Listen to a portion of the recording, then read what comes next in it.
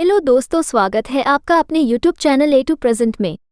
अगर आप नए हैं तो कृपया हमारे इस चैनल को लाइक, सब्सक्राइब और शेयर जरूर करें ताकि मैं जब भी कोई न्यू वीडियो अपलोड करूं तो सबसे पहले आपके पास पहुंच सके। धन्यवाद। पाउडर का जादू। कटिहार के एक छोटे से गांव में निधि अपनी सौतेली मां कनिका के साथ रहती थी। कनिका अपनी सौतेली बेटी निधि से बहुत ही ज्यादा प्यार करती थी।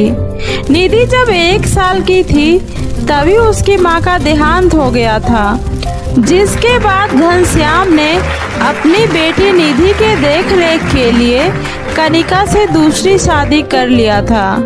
कनिका ने बड़े ही लाड प्यार से निधि का पालन पोषण किया। माँ देखो, मेरे 12वीं का रिजल्ट आ गया, मैं पास हो गई माँ। शाबाश मेरी बच्ची, ये लो जल्दी से मुंह मीठा करो।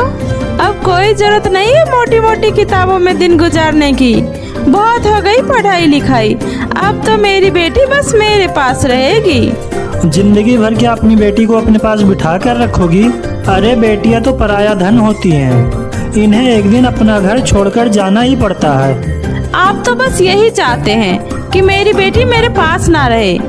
एक तो आपने मेरे मना करने के बावजूद भी इसे मुझसे दूर शहर पढ़ने के लिए भेज दिया। अब जब पढ़ाई पूरी हो गई तब आप इसे पराया घर भेज दो।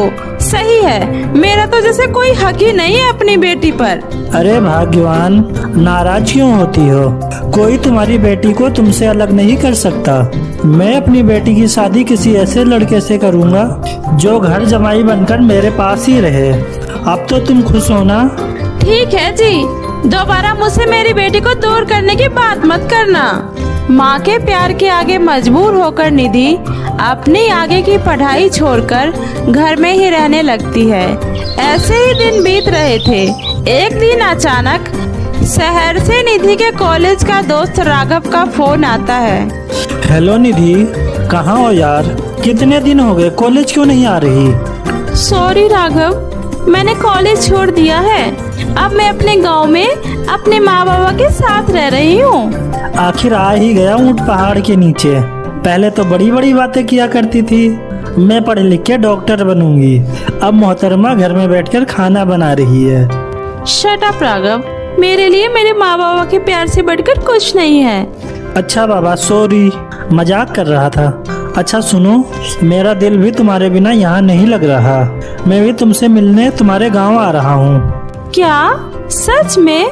हाँ बाबा, सच में। अगले दिन राघव निधि के गांव उसके घर आ जाता है और पैर छूकर निधि के माता पिता को प्रणाम करता है। सदा खुश रहो बेटा। शहर के होते हुए भी तुम्हारे माँ बाप ने कितने अच्छे संस्कार दिए हैं तुम्हें। माँ जी, मेरा इस दुनिया में कोई नहीं है। ऐसा नहीं बोलते बेटा, हम भी तो आखिर तुम्हारे अपने ही हैं।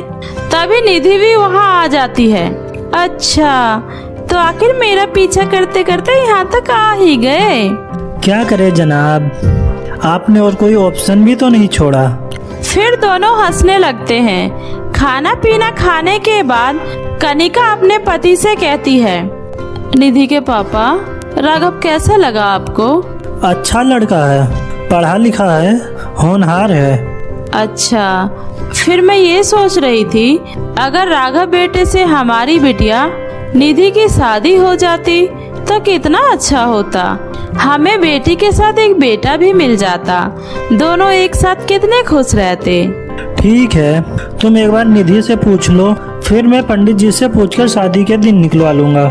अगले दिन मेरे लिए इससे ज्यादा खुशी की बात हो ही नहीं सकती। मुझे निधि के साथ इतना प्यारा परिवार मिल रहा है, मैं तो खुद को बहुत भाग्यशाली समझता हूँ। अच्छा माँ जी, मैं अब चलता हूँ। आप पंडित जी से बोलकर शादी के दिन निकलवा लेना। राघव, जा रहे हो? जल्दी लौट कर आना, मैं तुम्हारा इंतजार करूँगी। और फिर राघव वहाँ से चला जाता है। सब कुछ बहुत ही अच्छा चल रहा था। दोनों फोन पर एक दूसरे से घंटों बातें किया करते, लेकिन किस्मत को तो कुछ और ही मंजूर था। निधि के पड़ोस में आग लग गई, जिसमें एक बच्चा फंस गया था। निधि बिना कुछ सोचे समझे उस बच्चे को बचाने के लिए उस आग में कूद जाती है। निधि ने उस बच्चे को तो बचा लिया, लेकिन खुद पूरी तरह से जल जाती है। सभी लोग निधि को उठाकर हॉस्पिटल ले जाते हैं। हे भगवान, ये मेरी बेटी को क्या हो गया भगवान? किसकी नजर लग गई मेरी बेटी को? भगवान, मेरी बेटी को बचा लो, चाहे तो अब बदले में मेरी जान ले लो। तभी उधर से डॉक्टर साहब आते हैं। घबराने की कोई बात नहीं है, निधि अब खतरे से बाहर है, लेकिन जल जाने की वजह से उसका चेहरा खराब हो गया है। हाय भगवान, मेरी बेटी, मेरी बच्ची। कनिका रोते हुए निधि के पास जाती है। माँ, राघव का फोन आया, मेरी उससे एक बार बात करा दो माँ। तभी उसकी माँ बाहर आकर राघव को फोन करके उसे निधि के बारे में सब कुछ बताती है। यह सब सुनकर राघव बिना कोई जवाब दिए फोन काट देता है। क्या हुआ माँ, क्या हुआ? आ रहा है ना वो मुझसे मिलने? मुझे पता है वो यह सब सुनकर मुझसे मिलने जरूर आएगा। बताओ ना माँ, क्या कहा उसने? बेटा, उसका फोन अभी नहीं लग रहा है। अब बस तू जल्दी से ठीक हो जा, मुझे और कुछ नहीं चाहिए। कुछ दिनों के बाद निधि ठीक हो जाती है, पर उसके चेहरे पर जला हुआ दाग रह जाता है। घर आने के बाद निधि लगातार राघव को फोन करती है, लेकिन वो उसके फोन का कोई जवाब नहीं देता है। फिर एक दिन उसके फोन पर एक मैसेज आता है। मैंने जिससे प्यार किया था वो मेरे सपनों की खूबसूरत रानी थी। तुम्हें तो अच्छे से पता है मुझे जले हुए चेहरे से कितना डर लगता है। मैं तुम्हारे इस जले और डरावने चेहरे का सामना नहीं कर सकता, मुझे माफ कर दो। इतना सुनते ही निधि फूट फूट कर रोने लगती है। कनिका से अपनी बेटी निधि की ऐसी हालत देखी नहीं जाती है। कनिका एक जादूगरनी को जानती थी। वह उसके पास जाकर अपनी बेटी के बारे में सब कुछ बताती है, जिसे सुनकर वह जादूगरनी उसे एक जादुई पाउडर देती है और बोलती है, रात में सोते टाइम इस पाउडर को अपनी बेटी के पूरे चेहरे पर लगा देना। इसे लगाते ही तुम्हारी बेटी पहले की तरह बिल्कुल ठीक हो जाएगी। घर आकर कनिका वैसा ही करती है। अगले दिन जब निधि सोकर उठती है तब वो पूरी तरह से ठीक हो जाती है, पर वह राघव के दिए धोखे की वजह से पूरी तरह से टूट जाती है। और फिर उसकी माँ कनिका उसके अंदर आत्मविश्वास जगाती है। वो उसे बहुत समझाती है। यूँ तो सौतेली माएँ अक्सर बुरी होती है, पर निधि इन मामलों में बहुत ही खुशकिस्मत थी। बेटी, पहले मैंने तुम्हें अपने स्वार्थ और अपनी खुशी के लिए तुझे पढ़ने नहीं दिया। आज मैं कहती हूँ कि तू अपनी आगे की पढ़ाई कर और दिखा दे दुनिया को कि तुझे किसी के सहारे की जरूरत नहीं है, बल्कि तू दूसरों का सहारा बन। राघव ने तुझे तेरे रूप की वजह से नापसंद किया है ना, तू अपनी ऐसी पहचान बना कि लोग तुझे तेरी खूबसूरती से नहीं बल्कि तेरे गुणों से तुझे जाने। अपनी माँ के बातों से प्रेरित होकर निधि अपना दाखिला शहर के सबसे बड़े मेडिकल यूनिवर्सिटी में करवाती है और बहुत ही जल्दी MBBS की डिग्री लेकर अपने गांव में एक बहुत बड़ा अस्पताल खोलती है और लाखों लोगों का फ्री में इलाज करती है।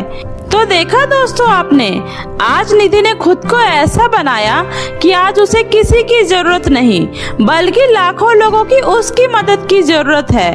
तो हमें भी इस कहानी से यही सीख लेनी चाहिए।